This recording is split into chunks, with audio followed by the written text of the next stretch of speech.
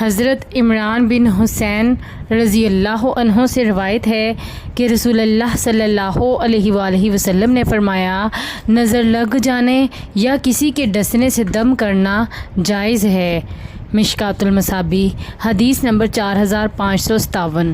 حضرت زید بن ارقم رضی اللہ عنہ بیان کرتے ہیں، رسول اللہ صلی اللہ علیہ وآلہ وسلم نے ہمیں حکم فرمایا کہ ہم قسط بحری اور زیتون سے نمونیا کا علاج کریں۔ مشکوٰۃ المصابیح حدیث نمبر 4535۔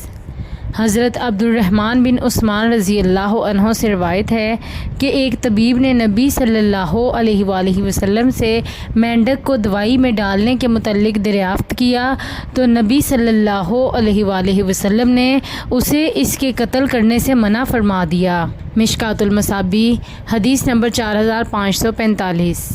حضرت جابر رضی اللہ عنہ سے روایت ہے کہ نبی صلی اللہ علیہ وآلہ وسلم سے جادو، منتر، سفلی علم کو سفلی علم سے دور کرنے کے متعلق پوچھا گیا تو آپ صلی اللہ علیہ وآلہ وسلم نے فرمایا، وہ شیطانی عمل ہے۔ مشکوٰۃ المصابیح حدیث نمبر 4553۔